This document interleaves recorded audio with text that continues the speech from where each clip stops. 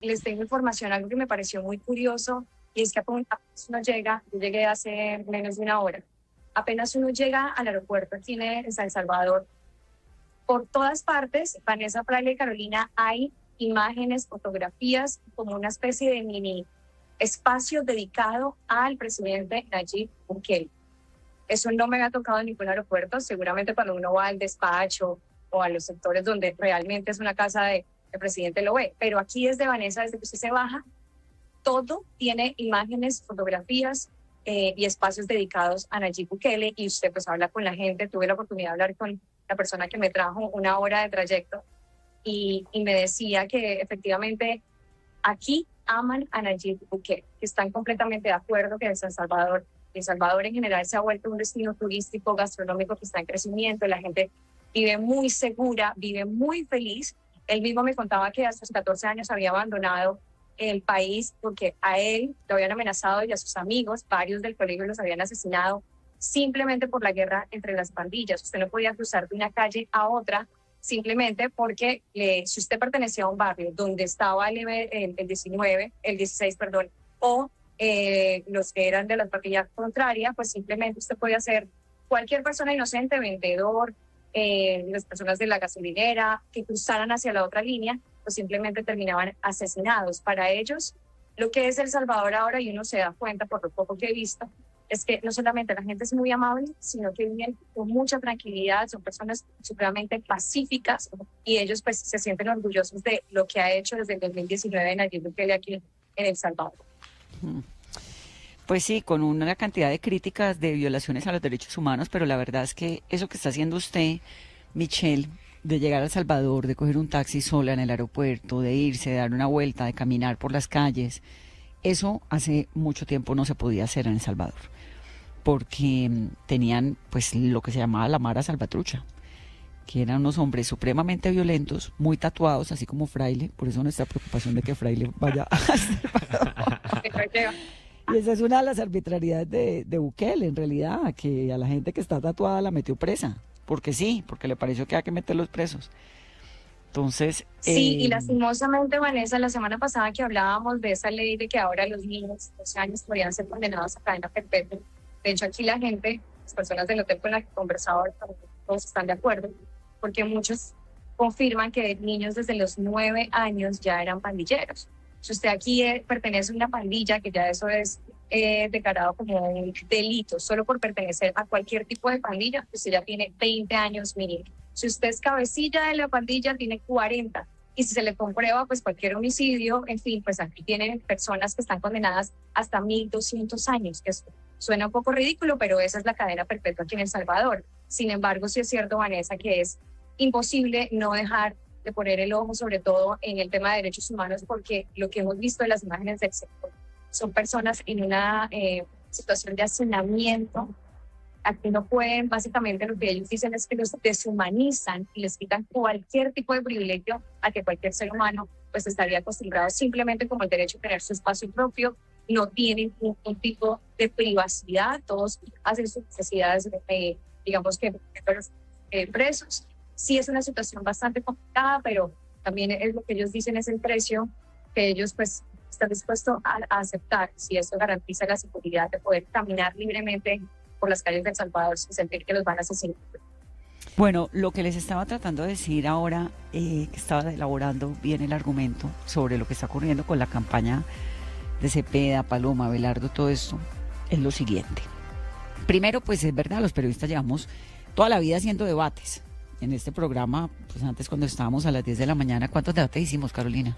Vanessa, nosotros hemos hecho, en la campaña pasada a la alcaldía de Bogotá, hicimos un debate en plaza pública, fue en la Plaza de Bolívar, claro. Todos los candidatos en alianza con Tropicana. Siempre hemos tenido también nuestro camioncito de la democracia, han estado las fórmulas vicepresidenciales, los candidatos, las futuras primeras damas, y hemos tenido el formato de multi-entrevistas. Empezamos el año pasado con los precandidatos del Pacto Histórico. Este año también hicimos multi-entrevistas con los candidatos de la Gran Consulta por Colombia y los candidatos de la consulta del Frente Amplio por la Vida.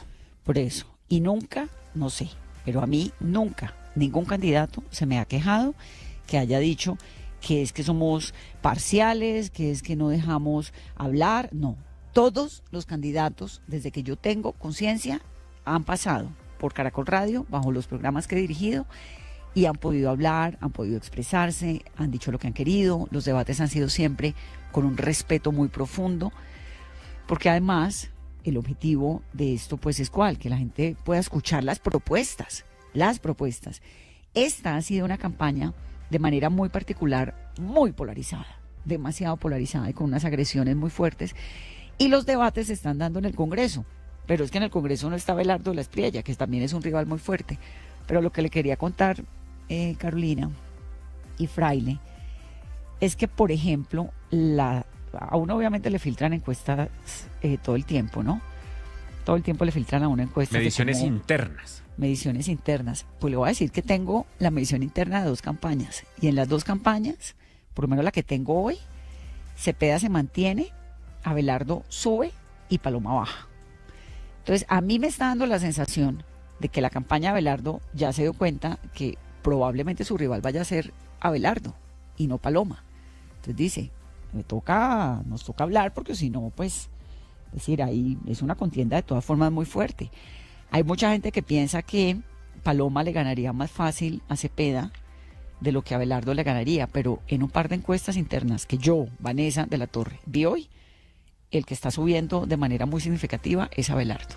Ese dato se los dejo ahí para el contexto. Vanessa, es que muchos analistas han dicho en las últimas horas que el momento y la espuma después de los resultados de la gran consulta era para que en las últimas encuestas, en las encuestas internas, Paloma Valencia ya hubiera pasado al candidato Abelardo de la Espriella. Y el temor es que ella llegó a su techo y ahí el que va a seguir creciendo es Abelardo de la Espriella, que de alguna manera a hoy, según esas mediciones internas, estaría pasando a segunda vuelta. Pero además lo de Paloma, a pesar de Juan Daniel y de la propia Paloma, que yo creo que lo han querido mantener así, la campaña la están haciendo los dos. Al final terminó pasando lo que dijimos en algún momento. A Uribe lo guardaron. El expresidente no está recorriendo el país. El expresidente no está yendo a plaza pública ni con Paloma ni con Juan Daniel. No. Él está guardado. Pero ¿sabe qué? También porque es que yo creo que en la campaña de Paloma Uribe no está tan involucrado, a pesar de que obviamente está muy involucrado, pues porque por naturaleza, ¿no? Pero no está tan activo pues como Petro la de Cepeda. Eso sí es verdad lo que está diciendo usted. Pero hay una controversia, Michelle, por la supuesta alerta de la CIA sobre el atentado precisamente al candidato Iván Cepeda. Hola Vanessa, qué gusto saludarlos a todos. Yo me encuentro en El Salvador. Más adelante les estaré mostrando el sitio en el que me encuentro, que es un paraíso, Vanessa, que seguramente a usted le encantaría, no solamente por las olas, el mar, sino por la gastronomía. Y de verdad, hoy tengo noticias sobre El Salvador que más tarde le voy a contar.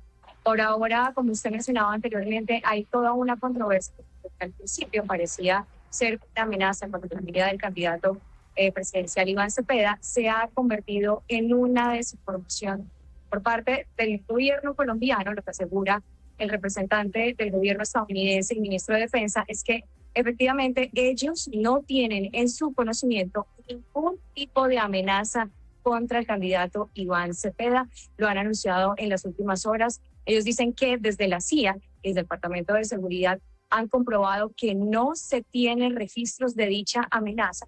Que recordemos, el presidente Gustavo Petro había anunciado la semana pasada que tenía conocimiento por parte de la CIA. Ellos acaban de desmentir esa información, lo que se ha convertido en un rifirrafe de información tanto por el gobierno de los Estados Unidos como el gobierno colombiano. Recordemos también que el candidato Iván Cepeda no había confirmado, Vanessa, la certeza de estos señalamientos y que no tenía mayor información. Pues bueno, desde el gobierno de los Estados Unidos han dicho que es completamente falso esa afirmación y que ellos no tienen ningún tipo de información que asegure que la vida del candidato Iván Cepeda está en peligro.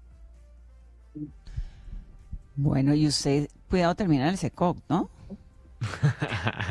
No le desee eso, Vanessa, por favor, a Michelle. No, pero Michelle no tiene Yo tatuajes. no sé. Si me hubiera llevado, yo preocúpese por mí. Sería sospechoso. No, porque usted además dice... ya puedo aplicar a la cárcel porque ya, pues si están desde los 12 años, ya me pueden llevar sin ninguna duda. Pero